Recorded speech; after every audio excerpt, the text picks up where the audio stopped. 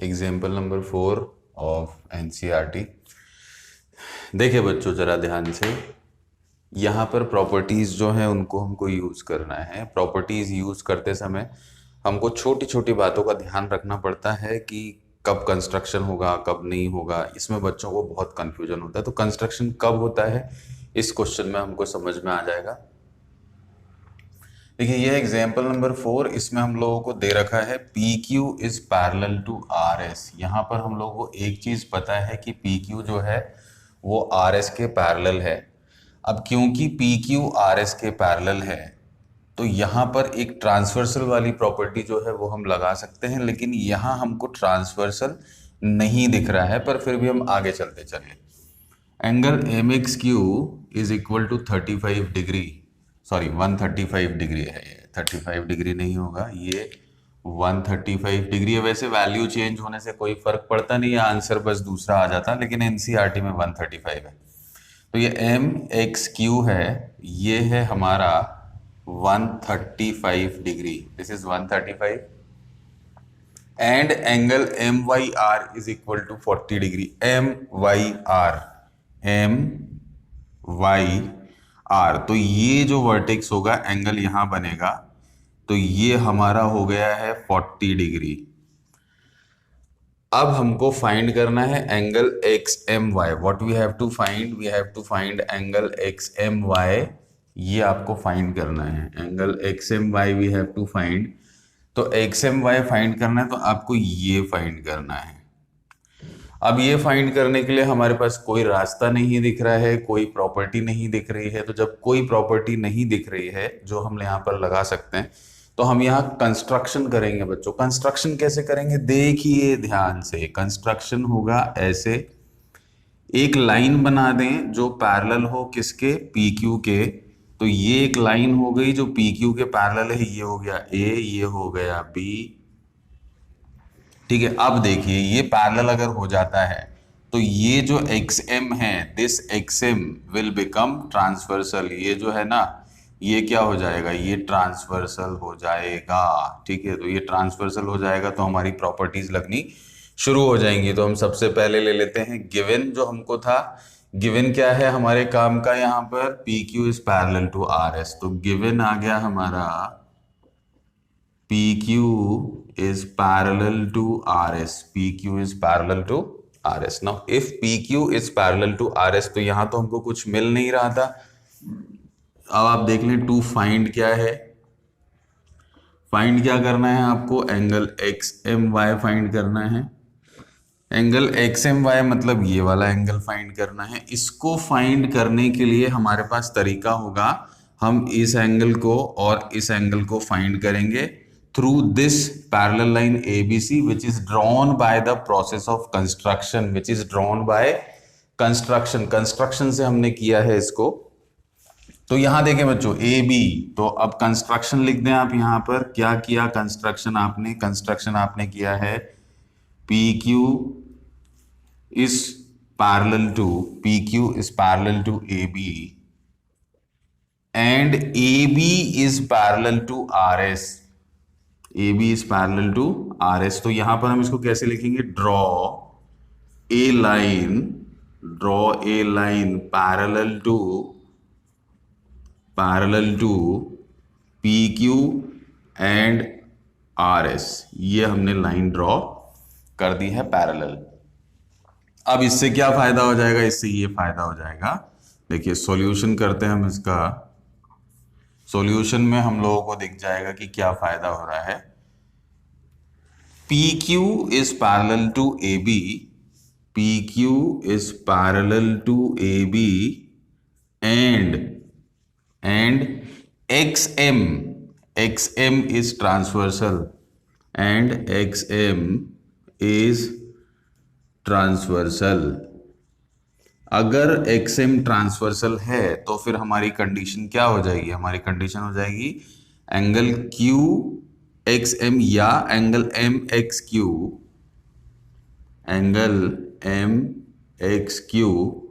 Plus angle BMX यहां तक आएगा बच्चों, है ना, ये आधा BMX, angle B M X is equal to कितना हो जाएगा 180 डिग्री। वाई कंजिक्यूटिव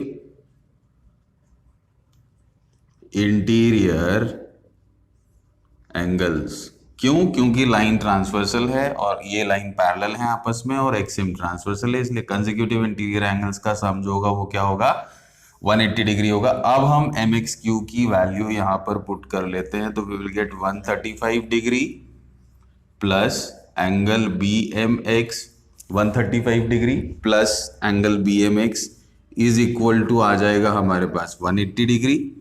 तो angle B M X is equal to 180 degree minus 135 degree. तो दिस विल प्रोड्यूस व्हाट, इन दोनों को अगर आप माइनस करते हैं तो यू विल गेट 45 डिग्री। तो angle B M X is equal to आपके पास आ गया है 45 degree. This is equation number 1। अब क्या था दूसरा, हमने क्या बनाया था, A B is parallel to R S. Now A B is parallel to R S, इसको भी हम ले लेते हैं। A B is parallel to R S and अब ट्रांसवर्सल कौन हो जाएगा, अब ट्रांसवर्सल हो जाएगी M Y. Now M Y is transversal and M Y is transversal. अगर एम वाई ट्रांसवर्सल हो जाएगी तो क्या कंडीशन बनेगी बच्चों, यहां पर बनेगा ये 40 डिग्री था अगर, तो ये भी 40 डिग्री हो जाएगा by alternate interior angles, by alternate interior angles. तो पहला हमारा बना एंगल बी एम एस, मतलब ये नीचे वाला पोर्शन आ रहा है बच्चों, है ना, ये नीचे वाला पोर्शन आ जाएगा एंगल बी एम एस। तो angle B M S is equal to angle Y, ये देखिए एंगल वाई, तो इसको हम कैसे लिखें, M Y R is equal to angle M Y R is equal to 40 degree. Reason behind this is alternate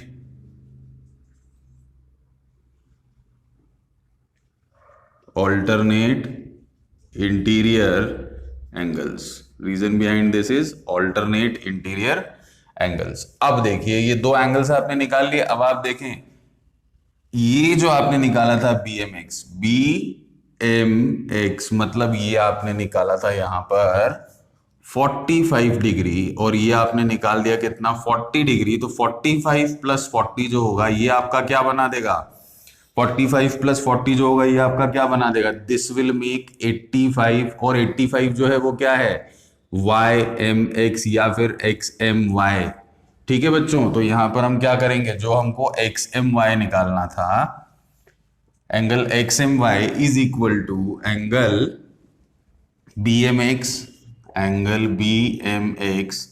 ये अगर मैं पहले लिखता तो समझ नहीं आता, इसलिए मैंने पहले नहीं लिखा था। Angle B M X plus angle ये जो आपने यहां पर निकाला है एम वाई आर, तो this will produce angle B M X plus angle M Y R is equal to angle X M Y.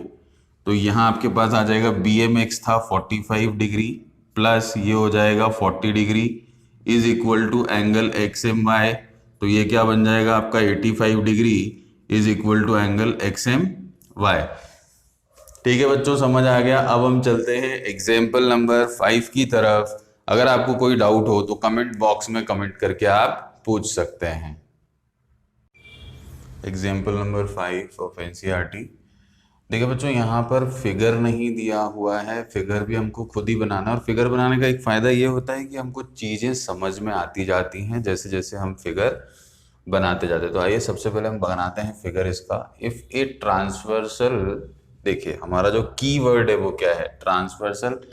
Transversal है मतलब हम लोगों को कहीं ना कहीं पैरेलल लाइन तो मिलने वाली है। If a transversal intersects two lines, दो लाइंस होंगी ही होंगी, पैरेलल होंगी, सच दैट। दूसरा जो कीवर्ड है वो है बाइसेक्टर्स। बाइसेक्टर्स मतलब half of the given angle, half of the given angle is bisector, half of the given angle is bisector. Bisectors of a pair of corresponding angles. अब क्या बोला, corresponding angles. चलिए अब इसको बनाना शुरू करते हैं। Corresponding angles are parallel, then prove that those two lines are also parallel. तो आपको प्रूव करना है कि वो दो लाइंस जो हैं वो भी आपस में पैरेलल होंगी। तो सबसे पहले तो इन्होंने जो बोला है वो कर लेते हैं हम, दो लाइंस बना लें हम जो आपस में पैरेलल हों। ये हो जाएगी हमारी दो लाइंस जो आपस में पैरेलल हैं। दोनों को हम नाम दे देते हैं। नाम अगर हम देंगे तो इसको हम नाम दे देते हैं पी क्यू, और ये सेकेंड लाइन जो है इसको हम नाम दे देते हैं आर एस।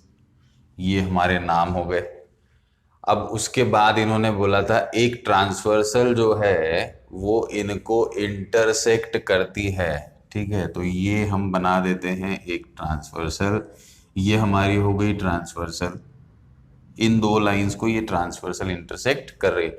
अब बच्चों ट्रांसवर्सल लिखा हुआ है, इसका मतलब ये नहीं कि ऑलरेडी प्रूव्ड है कि ये पैरेलल लाइन है, आपको इसको प्रूफ करके दिखाना है, इन्होंने बोला है। अब ट्रांसवर्सल को एक नाम दे दें हम। ट्रांसवर्सल को हम नाम दे देते हैं, ये हो गया ए, यहां पर ले लेते हैं हम बी, इस पॉइंट पर हम ले लेते हैं सी, और यहां ले लेते हैं डी। तो मतलब हमारी ए डी जो है वो क्या हो गई, ट्रांसवर्सल हो गई। अब क्या बोला था, intersects two lines such that bisectors of pair of corresponding angles. Corresponding angles मतलब कौन से एंगल। हम इस तरफ से बना लूं अगर मैं, तो ये हो जाएगा एक और ये हो जाएगा दो। ये करस्पॉन्डिंग एंगल्स होंगे। ये हुआ फर्स्ट एंगल करस्पॉन्डिंग और ये हुआ सेकेंड। ये दोनों मिलके करस्पॉन्डिंग एंगल बनाएंगे। अब इसके बाइसेक्टर मतलब करस्पॉन्डिंग एंगल्स के बाइसेक्टर ये हमने बना दिए। बाइसेक्टर है मतलब ये और ये आपस में इक्वल है, यहां से एक और बाइसेक्टर बन जाएगा, ठीक है। ये दोनों जो एंगल्स होंगे ये आपस में इक्वल होंगे। तो हम चाहें तो इनको 1 2 3 4 भी ले सकते हैं। तो आप चाहें तो इसको 1 2 3 4 ले सकते हैं। तो इसको हम ले लेते हैं एंगल 1, इसको हम ले लेते हैं 2, ये हो गया एंगल नंबर 3 और ये हो गया एंगल नंबर 4। अब चलते हैं आगे की तरफ। ये तो हुए bisectors of pair of corresponding angles are parallel. मतलब ये बोल रहे हैं कि ये जो बाइसेक्टर होगा, ये इसको हम नाम दे देते हैं जी और इसको हम नाम देते हैं एच। ये जो सी एच है ये बीजी के पैरेलल है। ये जो बीजी है ये सी एच के पैरेलल है, या सी एच जो है वो बीजी के पैरेलल है। ये हमको गिवन है। तो सबसे पहले हम गिवन लिखेंगे बच्चों। सबसे पहले हम क्या लिख लें, गिवन लिख लें। तो गिवन है हमारे पास, जो हम जानते हैं वो है a transversal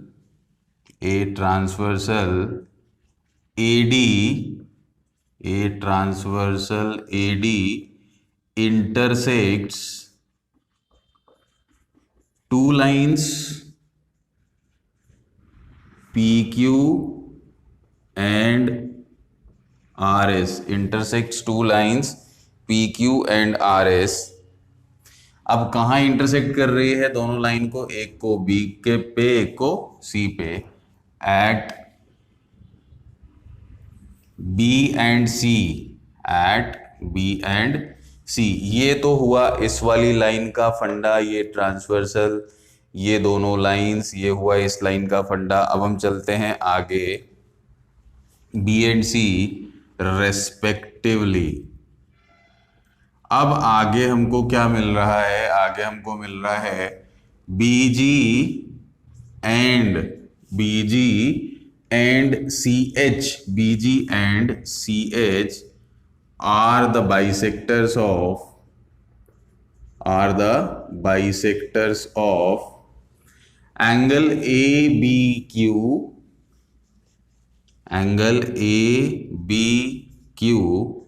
and angle BCS। ये तो हो गए क्या हमारे पास बाइसेक्टर्स हो गए। फिर उसके बाद आगे इन्होंने दिया हुआ है and BE or BG is parallel to CH. BG is parallel to CH and BG is parallel to CH. ये तो हमारा गिवन है. प्रूफ आपको करना है to prove PQ is parallel to RS. PQ is parallel to RS आपको proof करना है.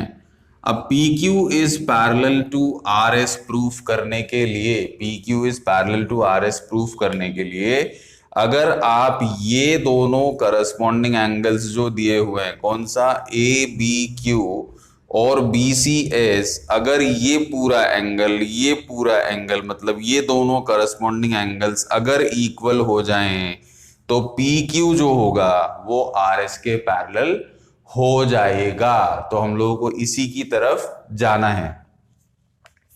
तो इसकी तरफ जाने के लिए हम करेंगे गिवन को यूज. जो भी हमको गिवन है हम उसको यूज कर लेते हैं.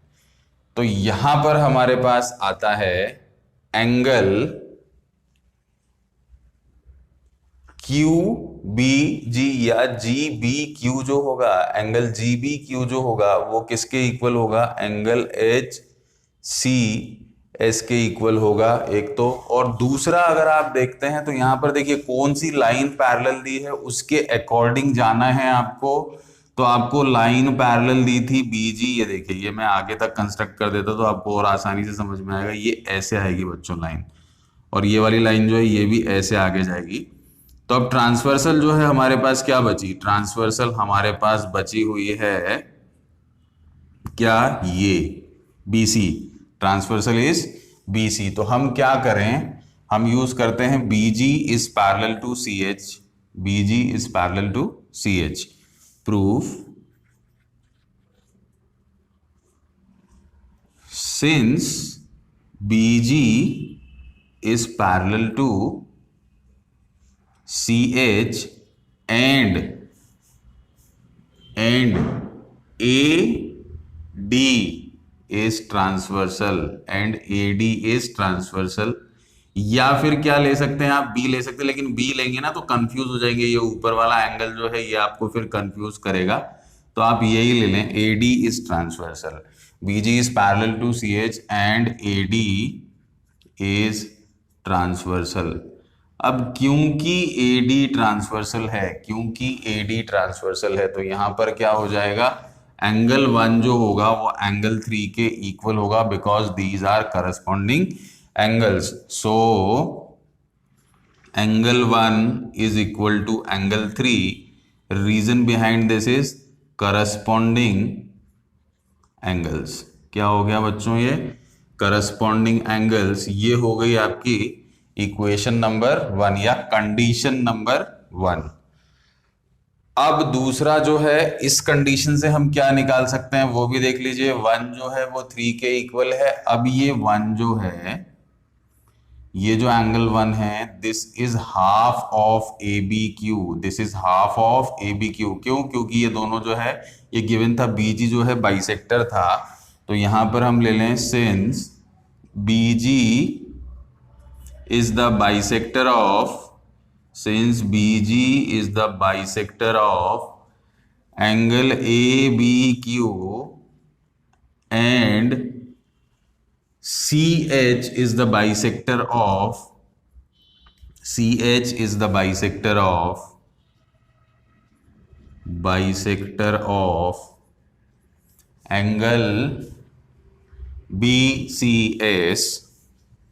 angle BCS. तो एंगल 1 क्या है, angle 1 is half of ABQ. Angle 1 is half of angle ABQ and angle 3 is half of angle BCS. Angle 3 is half of angle BCS. तो आप क्या लिख सकते हैं, एंगल 1 की जगह पर हम लिख दें angle half of ABQ is equal to half of angle BCS.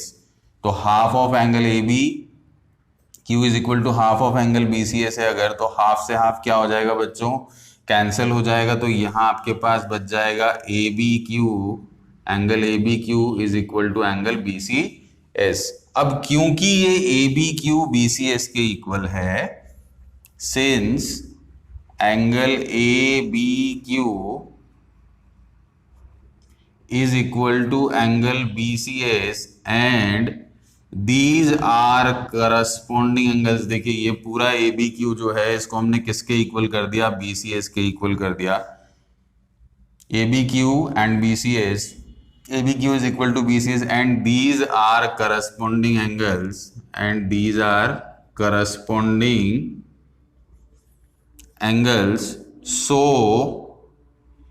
PQ is parallel to RS। जब करस्पॉन्डिंग एंगल्स इक्वल हो जाते हैं तो लाइंस जो होती हैं वो आपस में पैरेलल हो जाती है। इस तरीके से बच्चों इस क्वेश्चन को आप सॉल्व कर सकते हैं। Now we will move towards example number 6। चलिए बच्चों एग्जांपल नंबर 6 है, AB is parallel to CD। क्या दिया हुआ है, AB जो है वो किसके पैरेलल है, AB is parallel to CD। AB is parallel to CD मतलब हम पहले AB is parallel to CD बना लेते हैं, उसके बाद आगे चलते हैं। तो यहां पर है हमारे पास AB हमने बना दिया है और CD भी हमने बना दिया है, ठीक है। अब यहां पर क्या है, मुझे इस क्वेश्चन की कंडीशन पता है इसलिए मैं यहां पर छोटा बना रहा हूं और ये जो फिगर है ये दिया हुआ है, लेकिन मैं यहां पर फिगर आपको बनाकर सिर्फ इसलिए दिखा रहा हूं कि अगर फिगर समझ में आता है तो प्रॉपर्टीज लगाना आसान हो जाता, नहीं तो बहुत सारी लाइंस होती हैं तो हमको कंफ्यूजन होता है। देखिए AB is parallel to CD बोला था, तो AB इज पैरेलल टू मैंने बना दिया यहां पर, ये हो गया C और ये हो गया D। AB is parallel to CD, ये हमारे पास आ गए पॉइंट्स। अब दिया हुआ है EA is perpendicular to AB, मतलब यहां से एक लाइन जाएगी जो किसके परपेंडिकुलर है, AB के परपेंडिकुलर है और A से जा रही है, कहां तक जा रही है, E तक जा रही है। तो ये क्या हो जाएगा आपका 90 डिग्री। परपेंडिकुलर मतलब क्या है, 90 डिग्री है। अब दिया है ऑल्सो BEF, मतलब आपको क्या करना है, आपको B से E को जोड़ना है, आपको B से E को जोड़ना है। तो हम इसको जोड़ देते हैं B को E से, तो ये लाइन जो है ये थोड़ी सी लंबी हो जाएगी, इसको हम ले आते हैं यहां पर और यहां लिख देते हैं E। ये आपने जोड़ दिया, ये वाला पॉइंट जो है ये क्या हो जाएगा आपका D हो जाएगा, दिस इज पॉइंट D।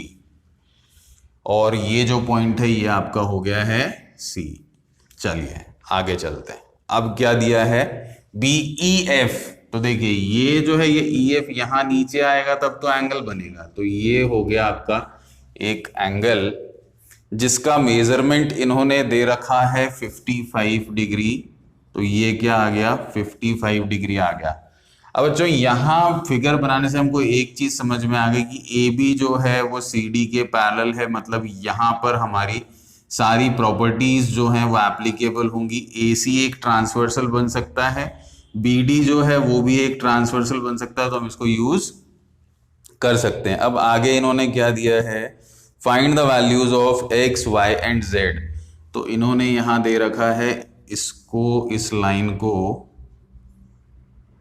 मैं एक्सटेंड कर लेता हूं, ये दिया हुआ है X, उसके बाद एक और लाइन है यहां पर एक्सटेंडेड, ठीक है, एक्सटेंडेड लाइन है, ये दिया हुआ है यहां पर Y और ये दिया हुआ है यहां पर Z। अब आप इस बात को समझेंगे और करेंगे कि यहां पर हम कौन सी प्रॉपर्टी जो है उसको लगा सकते हैं। तो सबसे पहले आप क्या देखें, सबसे पहले आप ये देखें कि ये परपेंडिकुलर था, ये क्या था, ये परपेंडिकुलर था,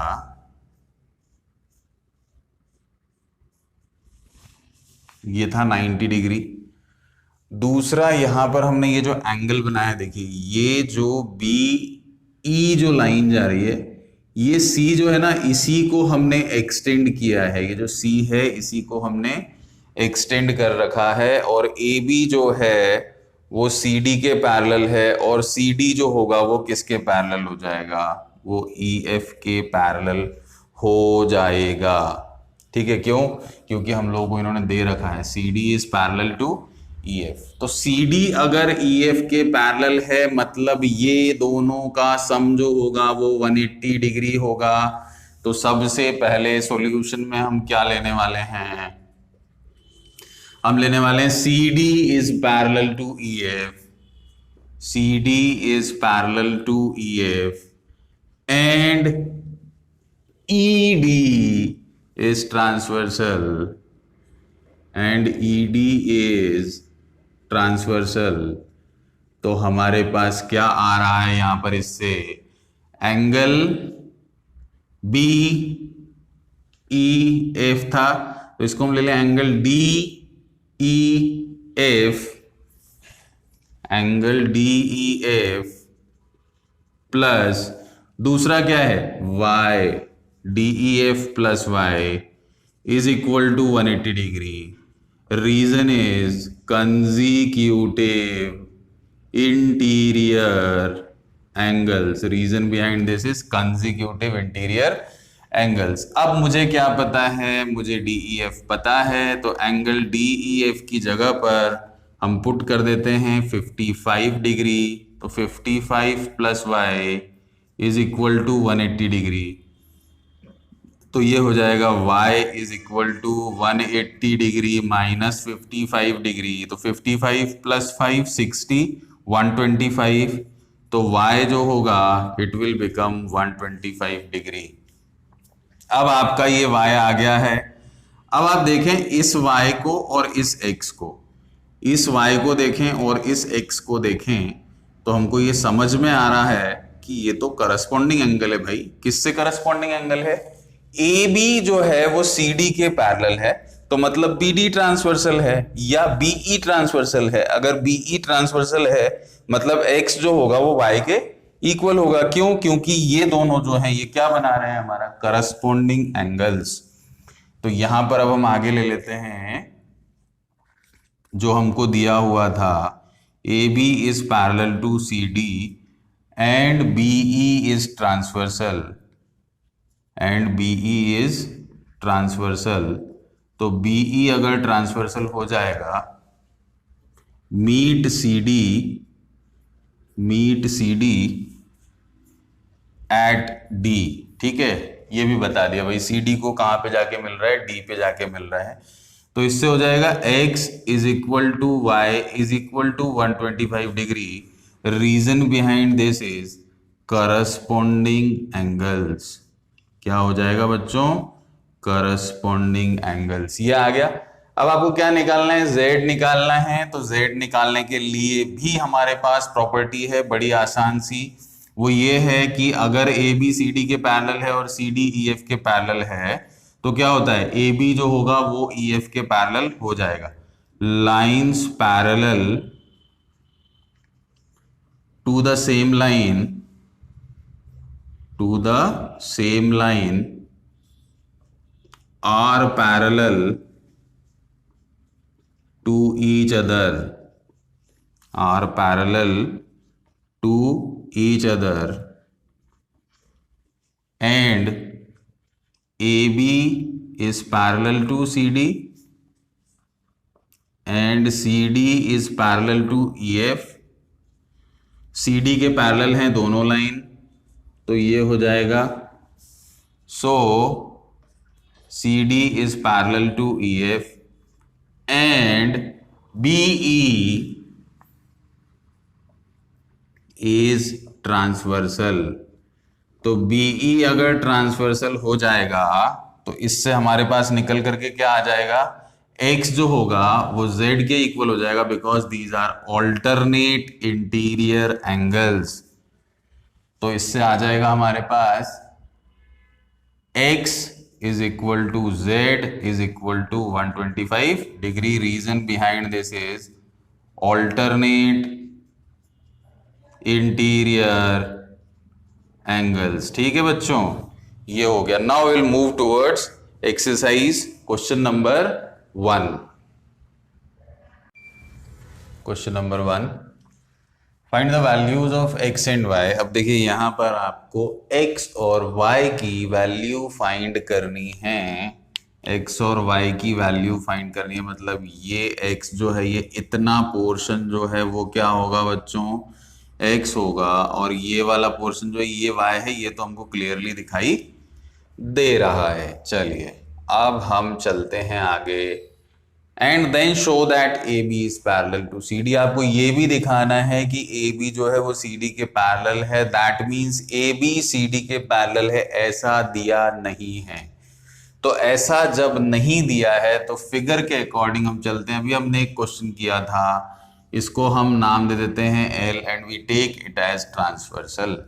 if this line is a transversal then what we are going to do. चलिए सबसे पहले तो हम ये देख लेते हैं कि कोई भी लाइन अगर होती है, तो हमने कहा था कि लाइन के ऊपर अगर रे स्टैंड करती है तो इसका सम जो होगा ये 180 डिग्री होगा। That means it will form a linear pair.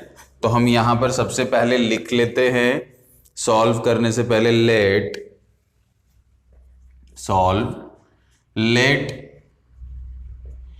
L be the transversal, let L be the transversal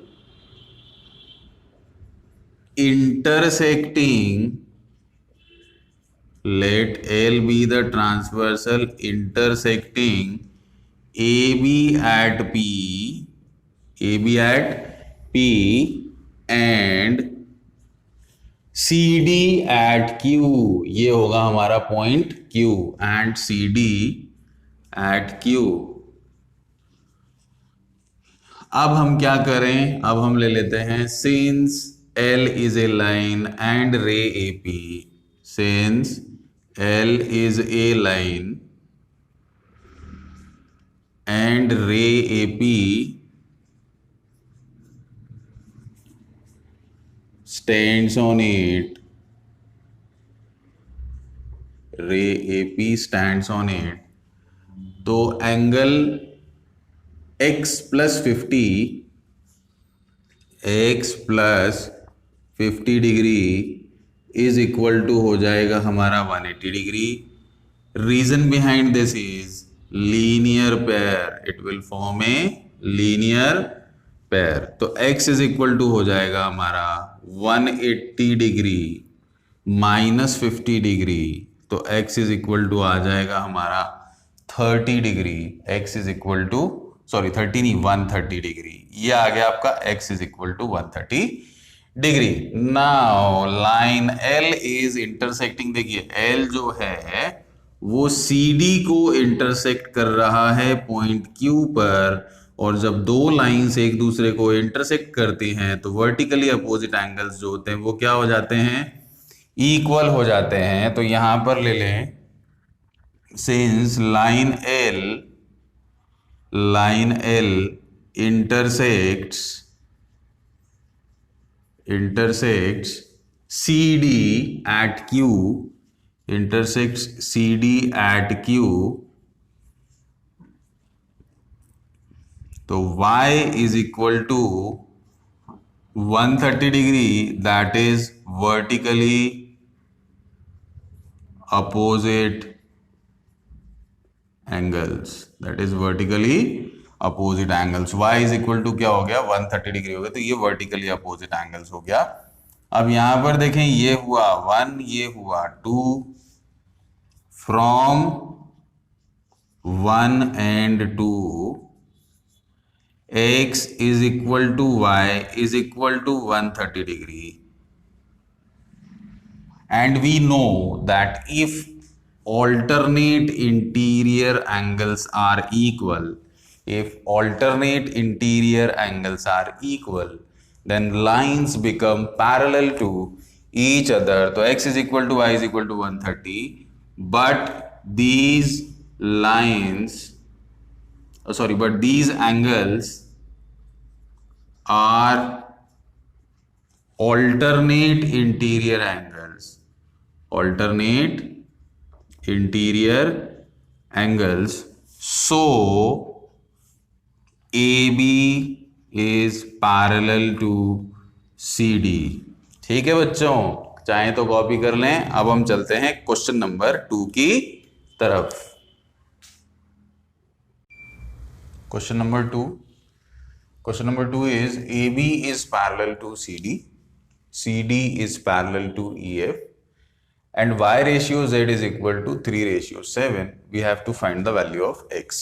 अब यहां पर देखिए, किसी भी एंगल की वैल्यू आपको दी नहीं है, लेकिन क्या दे रखा है, they have given us the parallel lines, और पैरेलल लाइंस अगर दी हैं तो हम ट्रांसवर्सल की प्रॉपर्टीज लगा करके बाकी के एंगल्स फाइंड कर सकते हैं। क्यों? क्योंकि हमको रेशियो पता है, we know the ratio.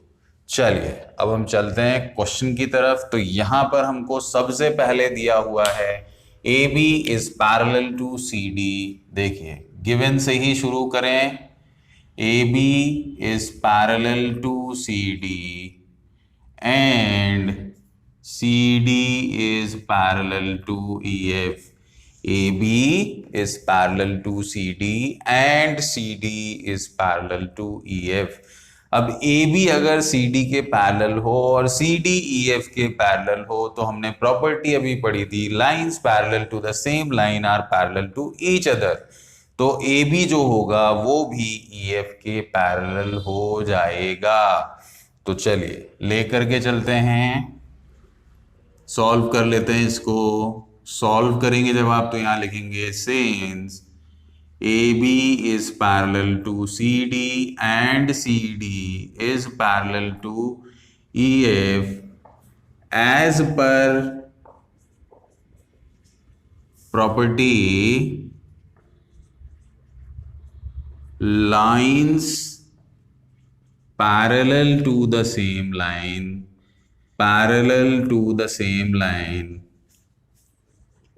are parallel to each other। अब ये एक दूसरे के पैरेलल होंगी, और कैसे पहचानेंगे, तो आप देखें यहाँ पर एक लाइन जो है वो आपको कॉमन दिखाई देगी। इस लाइन को अगर आप छोड़ दें तो आपको क्या मिल जाएगा, आपको मिल जाएगा AB is parallel to EF। क्या मिल जाएगा, AB is parallel to EF।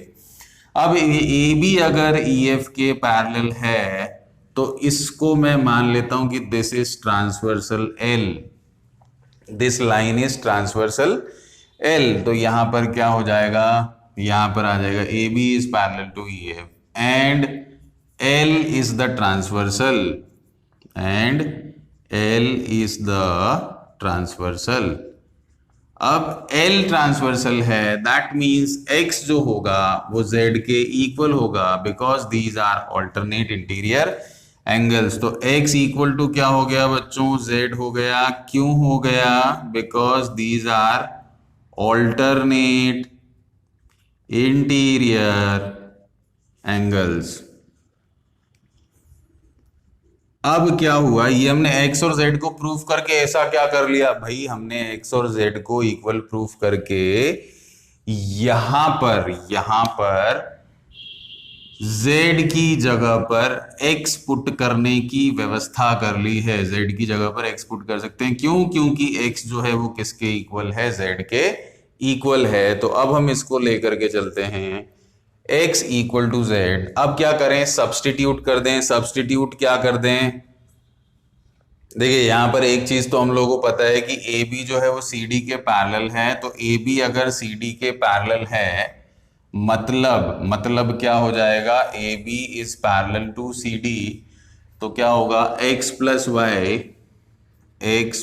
Y is equal to क्या हो जाएगा बच्चों, 180 डिग्री हो जाएगा। क्यों हो जाएगा, because of consecutive interior angles, क्योंकि यहां पर भी L जो होगी वो ट्रांसवर्सल होगी और इनको इंटरसेक्ट करेगी। तो x plus Y is equal to 180 degree, ये कंजिक्यूटिव इंटीरियर एंगल हो जाएगा। तो इसको मैं ले लेता हूं 1 और इसको मैं ले लेता हूं 2। ये हो गया 1 और ये हो गया 2। अब हमको यहाँ पर क्या पता है, हमको पता है y ratio z is equal to 3 ratio 7। इस वैल्यू को हम यहाँ पर पुट कर सकते हैं। तो बाय सब्सटीट्यूटिंग